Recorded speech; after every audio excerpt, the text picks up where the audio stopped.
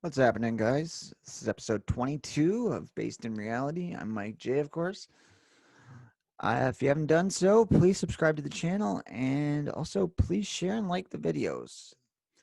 Helps out a lot and helps me get the word out there. Thank you to everyone that has subscribed and has been sharing the videos on mostly Parler because my Twitter account has next to nobody and my Facebook account has next to nobody because I keep having to make new accounts because of how strict and stupid they are. But I'm really enjoying Parler. A lot of good people on there. If you're not on there, check that out as well. Matt Normax Media. Rumble as well. It seems to be going pretty good. They have a lot of very easy stipulations for monetization. So I'm currently monetized on there already. And also Anchor for the podcast version. I'm monetized as well. So as much as I appreciate you watching the video on YouTube, Rumble and Anchor do help me out monetarily. And I don't know if that's a word, but it helps out a lot anyways. And yeah, so thank you guys again. What I want to talk about today, I was watching a bit of the town hall. I was going back and forth between the two last night. Obviously, we knew what was going to happen. We knew that little troll was going to give him all these softball questions and, let him say his answer, no problem. And we knew what was going to happen. He was going to ramble a lot. When that black kid asked him a question about why people should vote for him and this and that, he literally rambled about God knows what. I was trying to keep up and I couldn't. I have a pretty sharp mind and I couldn't keep up with anything that was being said. Not because he was using big words, but because it was going nowhere. We all knew that was going to happen. And we also knew what was going to happen with Trump's. They were going to ask him a bunch of stupid questions, attack him. It was an interrogation, essentially. I know people have said that already, but it really was. They ask him a question and then they pound him. And it's like, relax, let the guy answer the question. And of course it came up. Do you denounce white supremacy? It's getting ridiculous. The guy has done it so many times. I don't understand what more they want. Even during Amy Coney Barrett's confirmation thing, and they were like, do you denounce white supremacy? It was Cory Booker. He's like, do you denounce white supremacy, whatever? And she's like, yes. And he's like, oh, thank God. The president doesn't even do that. How many times is he going to do it? Never. That's how many. Anyways, so they asked him about the stupid white supremacy question, and he answered it beautifully. And also, they're trying to get him to turn on his base and screw over a good chunk with the denounced QAnon right now. He's like, no, I don't know much about him, except I know that they hate pedophiles, which I'm not against. He answered that beautifully, too. Now, while I don't necessarily believe completely in QAnon because I don't really know it all that well, I do like the aspects that I do know of it, but I'm not too sure about it. But regardless, I'm so glad that he didn't do what he did with the Proud Boys. Now, I couldn't care less about, if he condemns them or not, but, he was just kind of like, no, I don't support them, blah, blah, blah. But with QAnon, he's like, no, I don't know anything about it. And that was good because there is a lot of people in his base that are all about QAnon. So that was smart on his part. It's so ridiculous.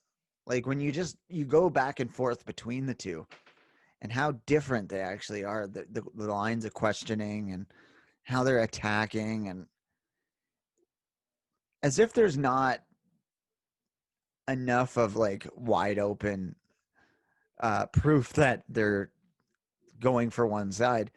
Today, I literally heard an ad by Ludacris saying, "Get out there and vote. You know, you got to vote. You got to make sure you're registered." Blah blah. And he's going on and on. And at the end, make sure you vote for Joe Biden and Kamala Harris. Really? So you don't want people to register to vote. You want them to register to vote for who you want. Because he did this whole spiel about, you know, make sure you're registered to vote. It's our right, and this and that. You have the right to choose to vote, and blah blah. And then it's like, but you vote our way. It's getting disturbing. I mean, it's already been disturbing, but I've also, though, just for the first time, heard a pro-Trump ad on 97.9 in Detroit, which is a very heavily urban channel. Like it's all hip hop and R&B. They play like Hot 97 in the morning on it.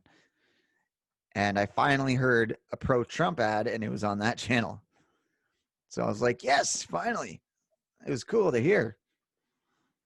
And yeah, so that was cool.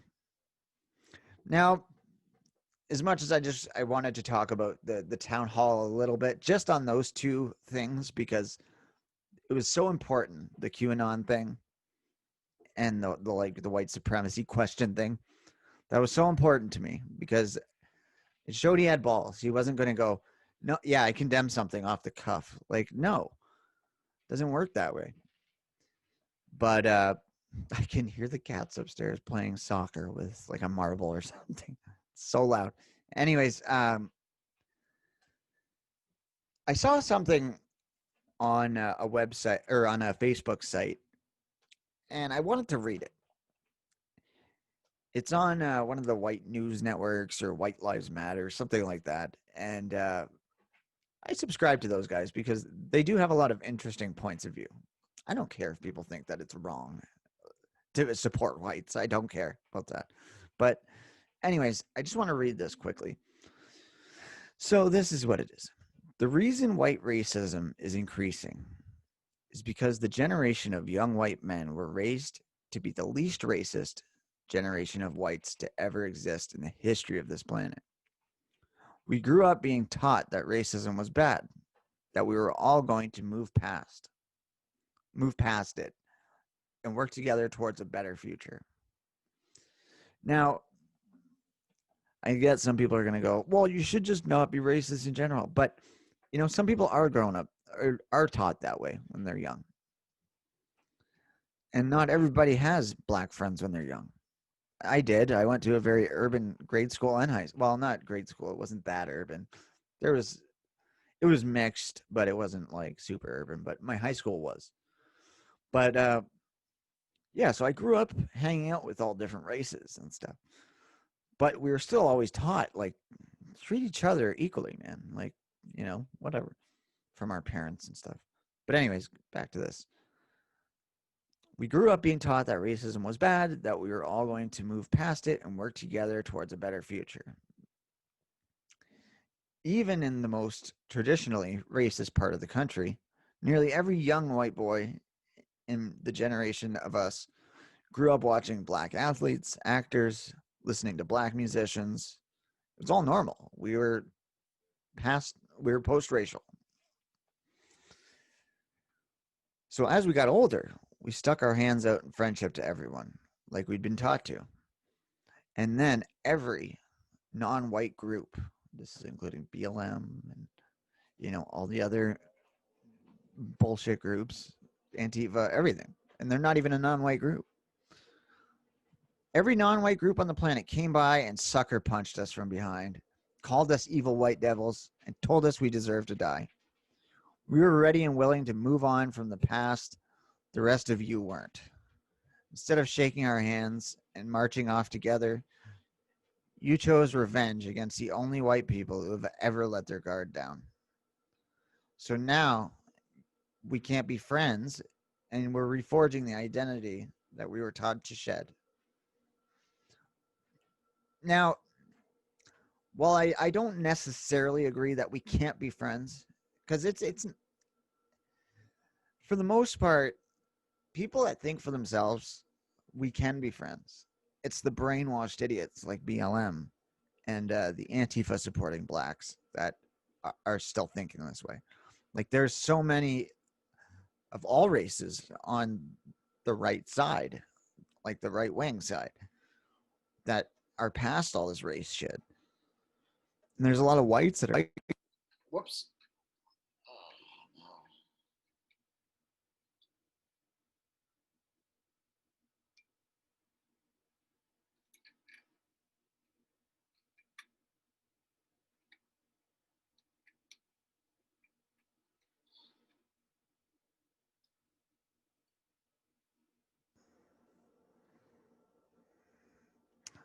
Sorry about that, guys.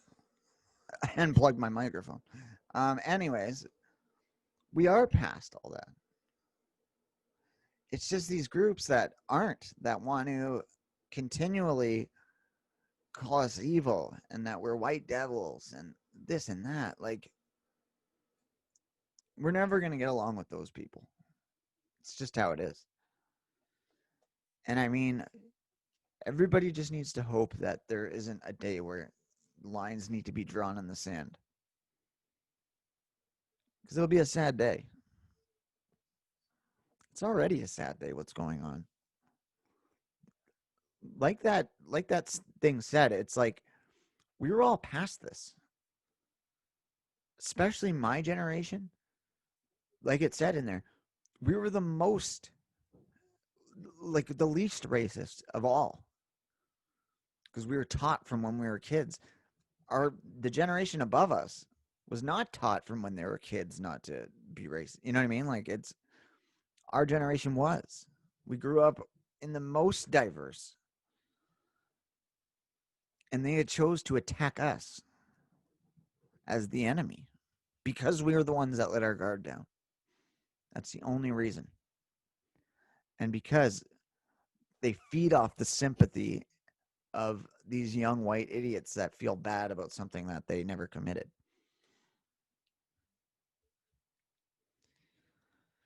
I really, that meme or whatever it was hit me hard. And unfortunately, there's not a name on it, so I don't know whose it is, but I needed to read that too, like to my audience and to the world in general, because it's so true. It's unfortunate. But anyways, guys, yeah, that's all for today. Like I said, please subscribe to the channel and jump on Parler. They're very good with the free speech aspect of things, unlike Twitter and Facebook. So yeah, have a good day, guys.